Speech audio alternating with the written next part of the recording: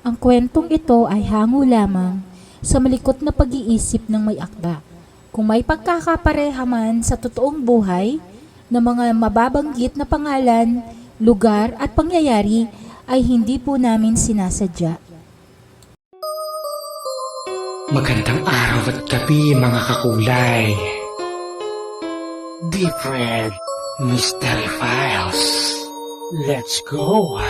Magandang araw at gabi mga kakulay na nagpatunay. Ako nagbigay ng kulay sa inyong buhay. Malalim na pula sa horror ang ihahatid. Yan ang totoong meaning ng Deep Red. Different Mystery Files.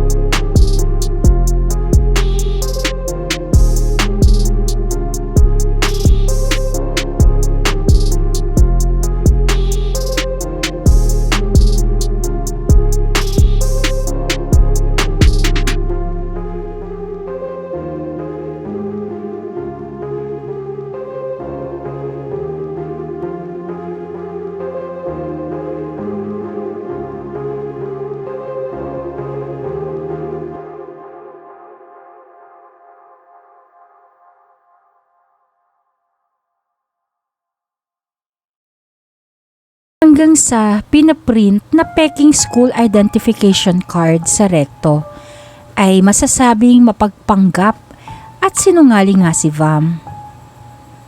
Nakauwi na si Butch habang nasa SM Center Point si Vam at umiinom ng tubig gamit ang tumbler ng Starbucks sa loob ng mall.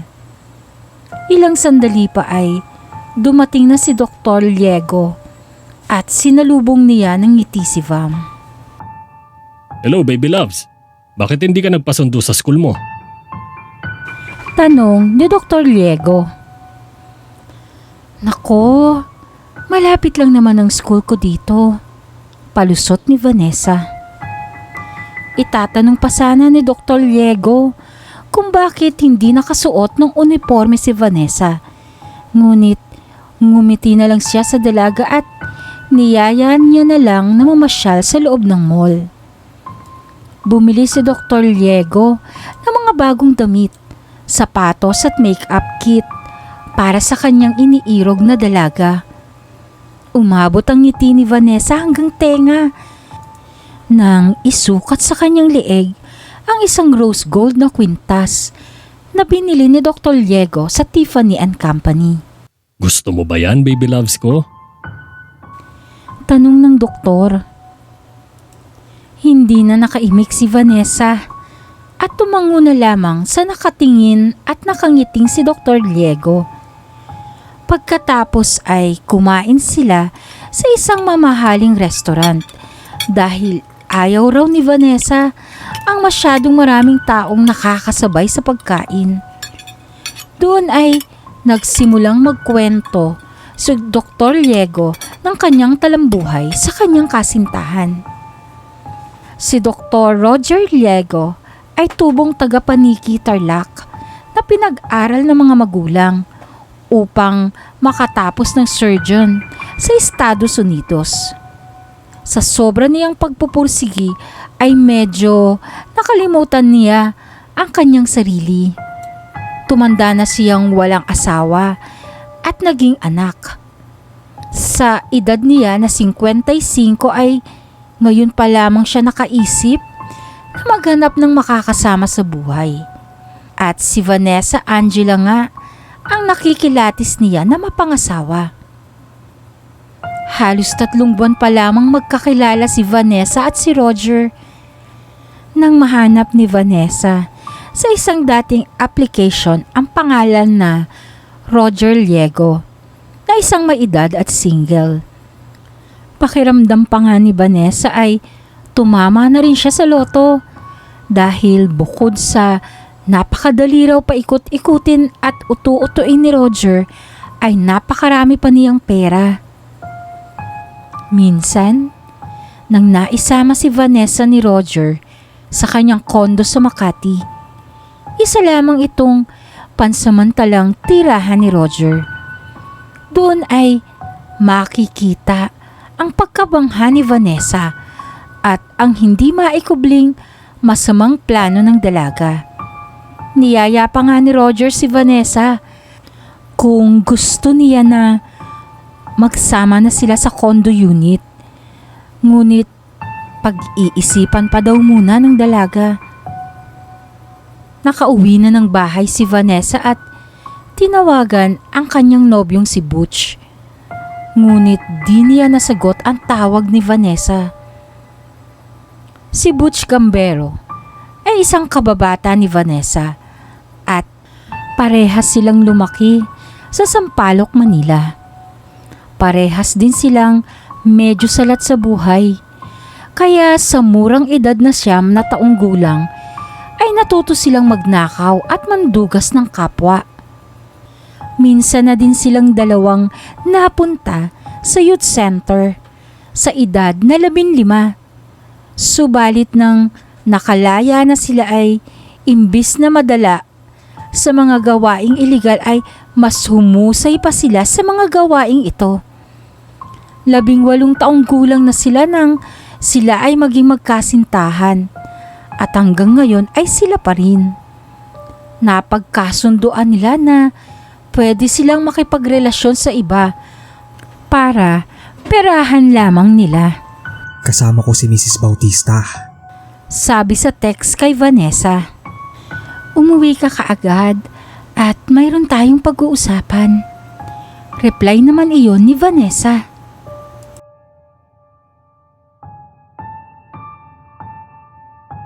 Makalipas ang 2 buwan. Buwan iyon ng Nobyembre ay napagdesisyonan na ni Vanessa ang makisama kay Roger. Labis namang natuwa ang doktor dahil sa wakas ay may makakasama na siya sa malungkot niyang buhay bilang matandang binata. Naging masaya at mainit ang mga unang 2 linggo na sila ay magkasama. Hindi mahalaga kay Roger kung hindi marunong sa gawaing bahay si Vanessa. Ang tanging nais niya lamang ay siya ay lumigaya kapiling nito. Patapos na ang buwan ng Nobyembre at kakaalis pa lamang ni Roger ng kondo dahil sa isang emergency call galing sa ospital. At nakakalimutan niyang ilak ang pinto ng kanilang condo unit.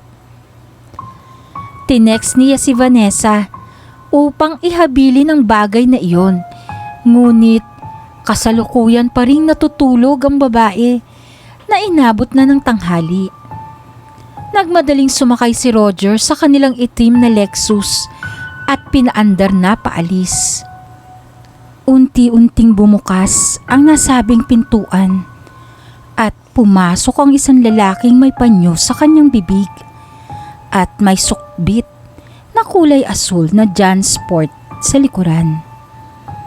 Agad hinanap ng lalaki ang pinakaimportanteng bahagi ng pinasok niyang kondo, ang master's bedroom. Doon ay nakita niyang natutulog ang dalaga na halos nakahubad kung matulog. Lumapit ang lalaki sa kama at sinimulan ang paghimas niya ng hita sa natutulog na dalaga. Sa sobrang panggigigil ng lalaki ay hinimas na rin niya ang hiyas na pinagitnaan ng dalawang hita ng dalaga. Lumiyad at napaungol ng bahagya si Vanessa habang nakapikit at maya-maya pa ay nagising ang kanyang diwa. Ano ang Naudlot na sinabi ng gulat na kagagising pa lamang na si Vanessa. Tinakpan kasi ng lalaki ang bibig ni Vanessa ng kanyang palad. Huwag ka nang pumalag. Tiyak ko, magugustuhan mo rin ang gagawin ko sa'yo. Wika ng lalaki. Hinablot ni Vanessa ang panyong nakatakip sa mukha ng lalaki at nakita niya ang nakangising pagmumuka ng kanyang nobyo na si Butch. Gago ka talaga. Akala ko naman kung sino na. Paano ka nakapasok? Nagkukunwaring galit na tanong ni Vanessa. Hindi ba ngayong araw na to yung usapan natin? Nag-text pa nga ako sa'yo na pupunta na ako dito. Bakit mo pala tinatanong kung paano ako nakapasok? Diba ikaw yung nag-unlock ng pinto ninyo? Ika naman ni Butch. Naku, pasensya ka na sweetie. At nakalimutan ko na ngayon na pala yun. Sabi iyon ni Vanessa.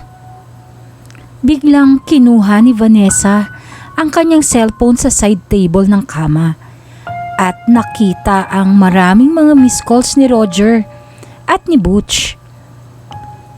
Naiwan pala ni Mokong na naka-unlock yung pinto kaya nakapasok ka, sweetie. Nakangising paliwanag ni Vanessa sa nobyo. Sweetie, huwag ka muna mag-reply sa sugar daddy mo si Roger dahil may naisip akong magandang plano. O sige, ikaw ang bahala. Ano, sisimulan na ba natin? Tara! Isa-isa nilang hinalughog ang bawat cabinet sa kwarto ni Dr. Liego. Pati na rin ang walk-in closet ay pinasok na rin ni Butch upang ransakin. Pinagkakalat at hinagis-hagis ni Butch ang mga nakaayos at nakatuping mga damit. Hinalungkat niya ang mga sulok na pwedeng pagtaguan ng mga importanteng bagay. At dahil doon ay marami-rami ang nakulimbat nilang mga gamit. Ilan sa mga gamit na ninakaw ay ang tag-viewer na rilong pambisig, sunglasses na Ray-Ban at Oakley, mga branded na belt and buckles, mga platinum na singsing at mga alahas na ginto. Aabot sa 300,000 piso ang halaga ng mga ninakaw nila at ang lahat ng iyon ay nailagay na sa backpack na asul ni Butch. Hinila papalapit si Butch nang kanina pang naghihintay sa kama na si Vanessa. Gusto na sana ni Butch umalis para hindi siya maabutan ni Roger. Ngunit Aminado din naman si Butch na matagal na rin siyang nananabik sa kanyang nobya. Naglapat ang kanilang mga labi habang hawak ng dalawang kamay ni Butch ang mukha ng nobya. Nagsimulang mag-init ang kalamnan ng bawat isa, kaya hinubaran nila ang isa't isa. Mula doon ay sila nga ay nagtalik ng hindi inaalintana ang oras. Maya-maya pa ay tumunog ang cellphone ni Vanessa habang sila ay nakahiga pa sa kama ng doktor. Bumalikwas si Vanessa sa pagbangon nang makita niyang may text message sa kanya ang nobyong doktor. Pauwi na ako from work, baby loves. Sabi sa text sa message ni Roger. Bilisan mo, Butch. Padating na si Mokong. Natatarangtang saad ni Vanessa habang nagsimula ng magbihis. Nagmamadali ring bumangon si Butch at hindi na nagpatumpik-tumpik pa dahil makalipas ang 20 minuto ay darating na ang matandang doktor. Kinuha ni Butch ang backpack at kinuha ang lubid at ang masking tape. Tinalian niya ang 2 kamay na nasa likod ni Vanessa at tinakpan ng masking tape ang kanyang bibig. Mabilis na nagbihis si Butch gamit ang baon niyang polo shirt na may nakabordang maintenance sa kaliwang dibdib. Inayos niya ang kama ni Roger at doon niya pinaupo si Vanessa habang nakagapos at nakatakip ang bibig. Sumilip siya sa bintana ng kwarto at sa kaniya ito binuksan. Kapag nagtanong siya kung paano ako nakalabas, ituro mo lang tong bintana, okay? Nagmamadali niyang sinabi kay Vanessa.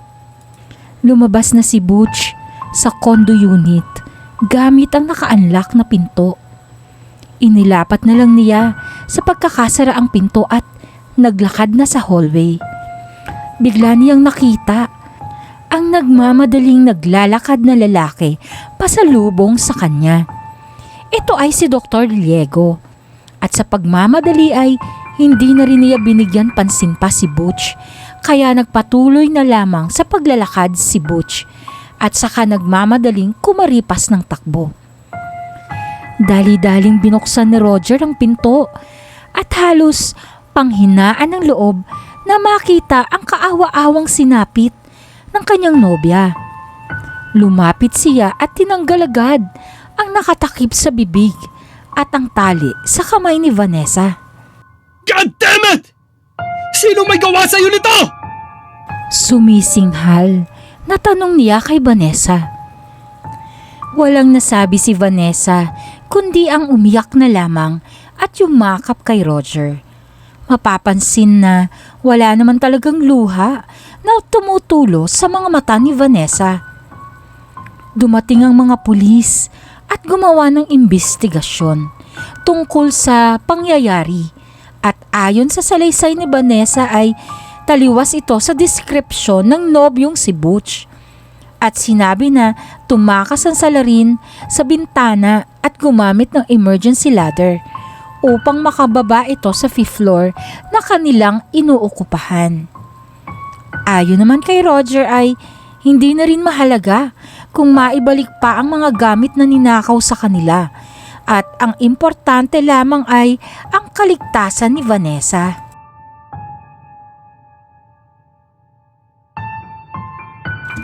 Lumipas ang ilang linggo at naging normal na ang lahat.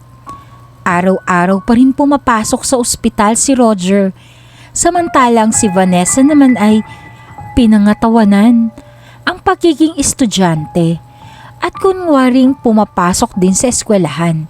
Subalit ang ginagawa lamang ay maglakwat siya at makipagkita kay Butch.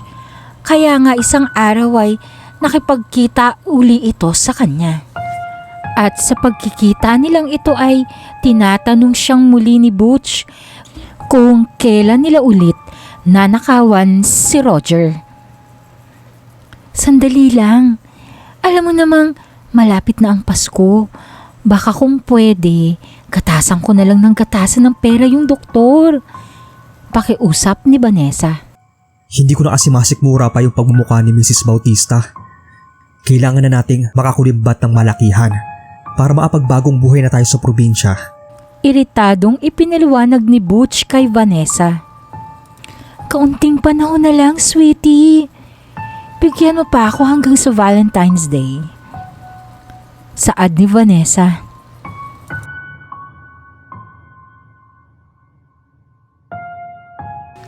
Lumipas na ang Pasko at ang bagong taon na masagana para kay Vanessa. Lahat kasi ng gusto niya ay naibigay lahat ni Roger. Mas lalong napalapit ang loob ng doktor kay Vanessa. Kaya naman, niyaya niya ang dalaga na sumama sa kanyang bahay sa Tarlac. Nagulat na lamang sa tuwa si Vanessa dahil alam niyang mas marami pa siyang makukuha sa doktor. Lalo na kapag nakita niya ang pinakabahay nito. Plano nila Roger na pumunta sa Paniki, Tarlac upang ipagdiwang ang araw ng mga puso sa kanilang ancestral house. Kaya nang dumating ang panahon na paalis na sila ay kinontak muna ni Vanessa si Butch upang ibalita niya iyon sa huli. Ngunit hindi sumasagot ng phone si Butch. Nakarating ng matiwasayang magnobyong si Roger at Vanessa gamit ang sasakyang Lexus ni Roger mula sa 5 oras na biyahe. Malawak ang lupain na kinatatayuan ng bahay nila Roger.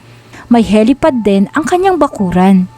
Kaya malamang ay konektado ang mga Liego sa mga importanteng tao. Makikita rin sa garahe ang iba't ibang klase ng mga sasakyan na koleksyon ng doktor. Aabot ata ito sa 15 sasakyan kung ito ay iyong bibilangin. Pagpasok sa bahay ay napakaaliwalas at maluwag ang espasyo nito. Makikita rin sa mga dingding ang mga obra ng mga magsasaka at mga Pilipinong tradisyon na likha nila Amorsolo at Nimalang. Maging ang cabinet at lamesa ay may mga ilang klase ng gemstone spears tulad ng amethyst, jade, lapis lazuli, citrine, calcite at iba pa. May mga ilang antique item din na display sa mansyon na iyon na nakakadagdag aliw sa mata ng makakakita. Ang ancestral house na iyon ay renovated kaya ngayon ay sementado na. Sinalubong sila ng isang kaidaran din na lalaki ni Roger na si Mang Jesse ang nakatira sa bahay na iyon. Kadalasan ay may 4 silang kasambahay ngunit pinag-day off silang lahat gawa ng Valentine's Day. Kumain na ang magkasintahan ng steak with roasted potatoes na may red wine. Si Jessie lahat ang nagluto at naganda ang kanilang pagkain. Mapapansing siya rin ay namamangha at natutuwa sa dalaga. Matapos ang kanilang lunch ay ngumiti si Roger kay Vanessa. Lumapit siya sa kanya at inilagay dahan-dahan ang piring sa kanyang mga mata. Relax ka lang, baby loves ko. At may sorpresa ako sa'yo. Nananabik na bulong niya kay Vanessa. Pinakiramdaman ni Vanessa ang pagbaba sa hagdanan. Sobrang nai-excite siya dahil ito na yata ang pinakahihintay niya. Ang yayain siyang pakasalan ni Roger. Tumunog ang isang klasikong music ni Pachelbel na canon sa kung saan man sila naroroon. Doon ay hindi napigilang mapaiyak ni Vanessa sa galak. Sa wakas ay giginhawa na ang kanyang buhay. Bahala na si Butch sa sarili niya, sabi niya sa kanyang isip. Dahan-dahan ay tinanggalan ng piring si Vanessa ni Roger at pinamulat ang kanyang mga mata. Kinusot niya ang kanyang mga mata at hindi makapaniwala ang dalaga sa kanyang nakita. Si Butch na walang malay na nakaupo sa isang silya at nakagapos at may takip din ang bibig na tumambad sa harap ni Vanessa. Akala mo siguro, wala akong kaalam-alam, mga walang ya kayo! Iritadong wika ni Roger kay Vanessa. Manood ka sa gagawin ko sa nobyo mo para maramdaman mo ang sakit na sa akin ay hindi ko na maramdaman. Patuloy pa nito. Sila ngayon ay nasa loob ng secret laboratory ng mga Liego at napapalibutan sila ng one-way mirror. Dumating si Jessie na may dalang isang balde ng tubig at ibinuhos niya ito kay Butch. Nagising si Butch at nagulat nang makita ang kasintahan. Lumapit sa nakahandang tray si Roger na inihanda ni Jessie para sa procedure.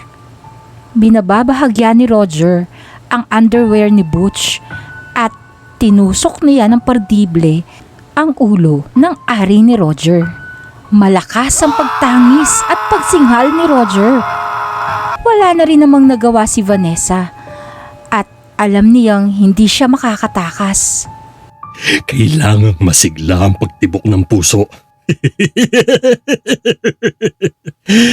Kaya kailangan ng kaunting pagpapahirap. Seryosong pinapaliwanag ni Dr. Liego habang itinutusok na ang pangatlong pardible na ngayon naman ay sa bandang itlog na ni Butch. Mahigpit at matibay ang pagkakatali kay Butch kaya walang kawala ang binata. Habang si Vanessa ay nagmamakaawang itigil na ang kanilang ginagawa. Sa akin ba? Naawa ka? Yan ang hirap sa inyong mga delinkwente. Kapag kami ang humihingi ng hustisya, kami pa ang mukhang masama. Paliwanag ni Roger habang nagsusuot ng guwantes.